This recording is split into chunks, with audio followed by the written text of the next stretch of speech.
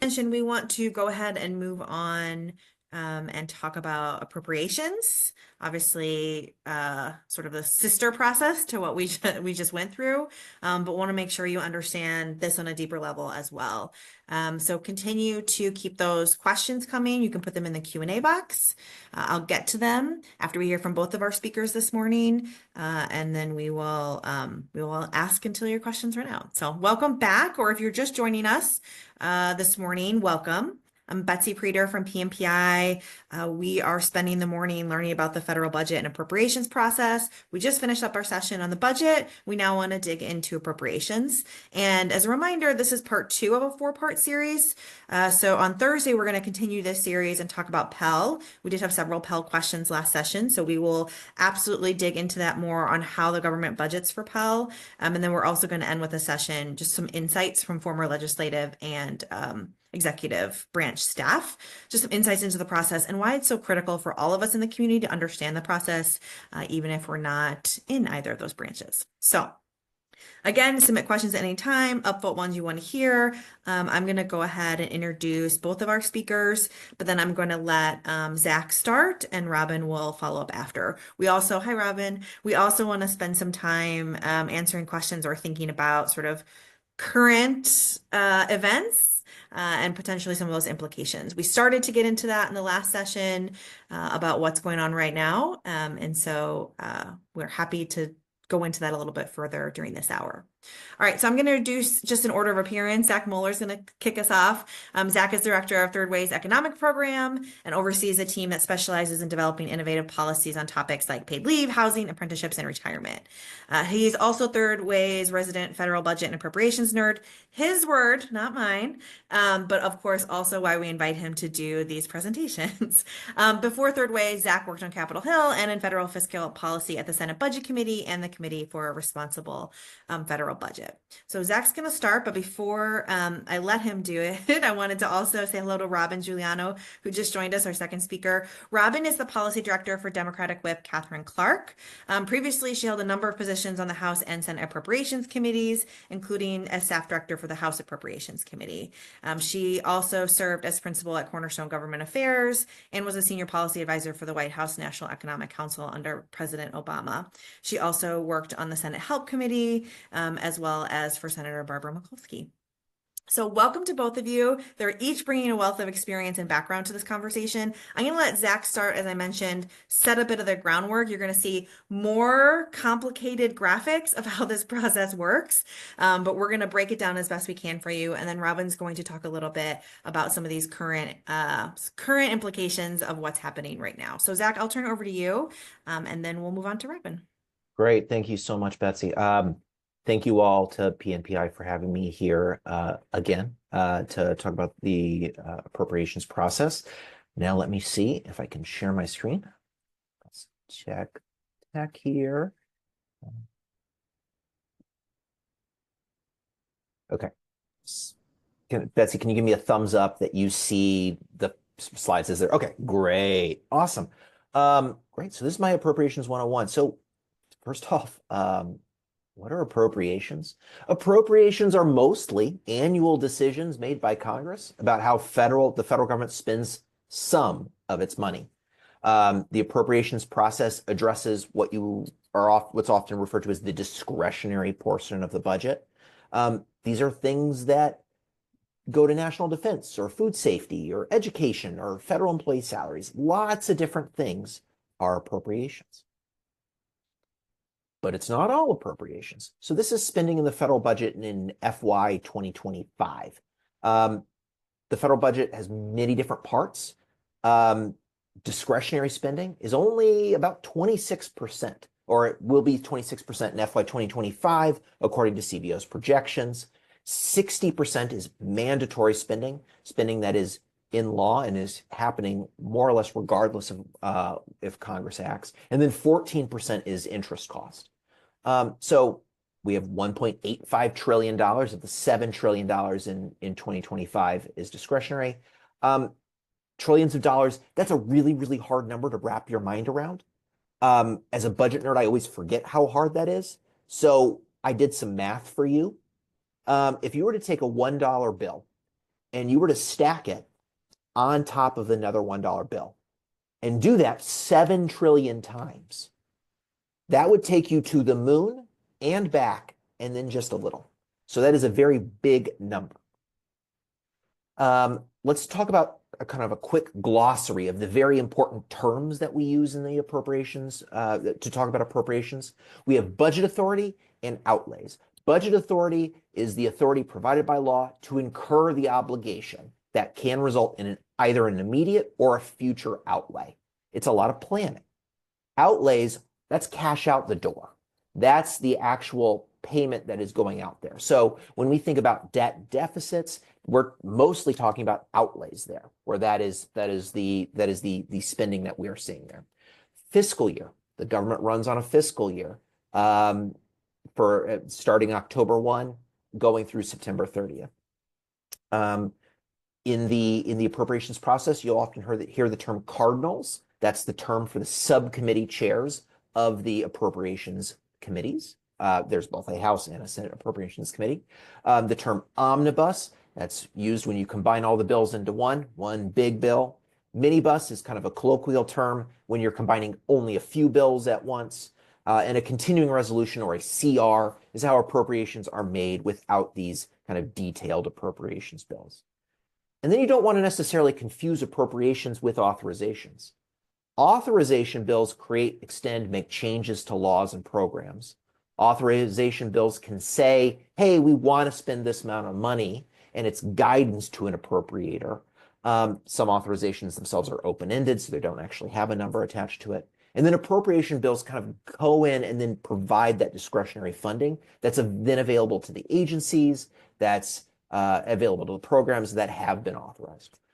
In the case of mandatory spending, or also known as direct spending, it's an authorization bill that both authorizes and then appropriates, creates that money for that specific program without requiring an appropriations law. How does Congress determine the total level of appropriations? Well, the total level of appropriations is often referred to as a 302A allocation. Traditionally, these are set in the Budget Resolution Conference Report.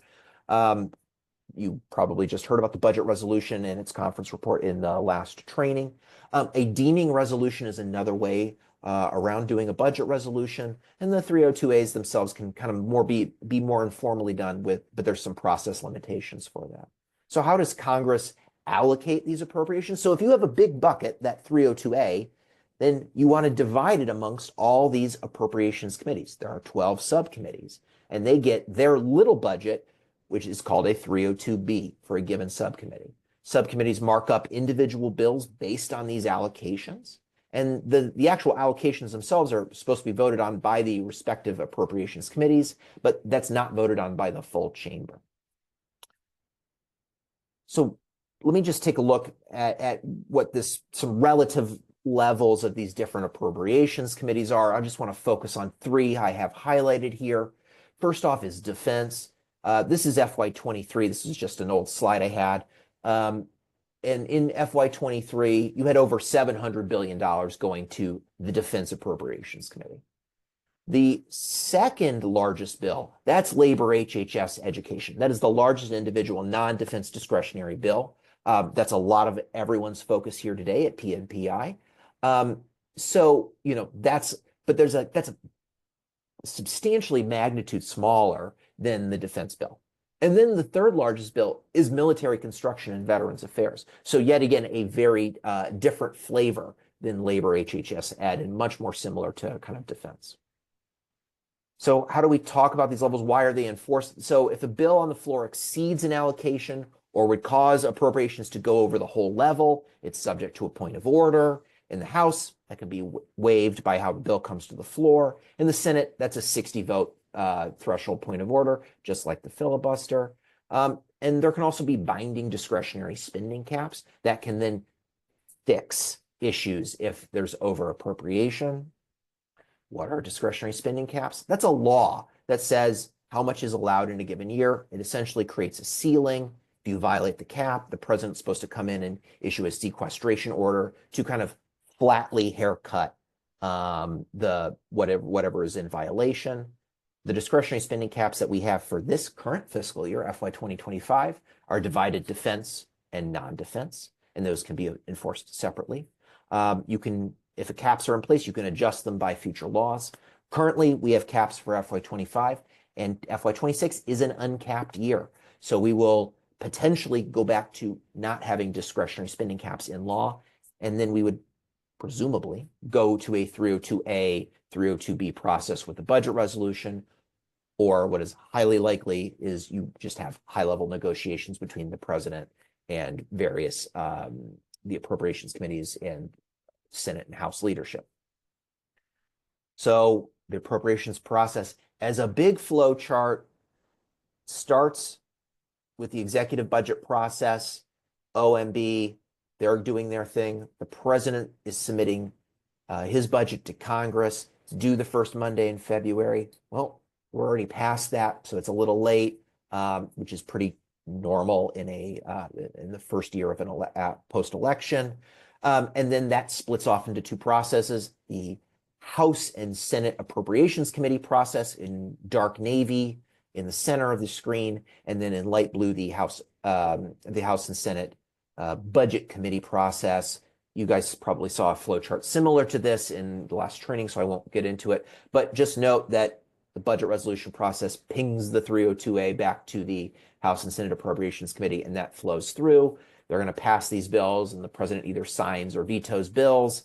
And then, we get to October 1 or whenever the continuing resolution is set to expire, and we have to decide, are we going to pass these bills or do a CR to get us past this deadline? CRs are pretty common now. And if you don't, you have a shutdown. But just in text form, you'll get all these slides. Betsy will send these along to you. That kind of steps us through all these different processes. I will just kind of continue to go through here. President. So where are we right now? We are in this final loop that keeps going way, way too much. We're passing a CR, the president signs a CR, and now we're kind of back to appropriators in the floor, making decisions, negotiating what's actually going to happen. So we have an upcoming deadline in just over a month.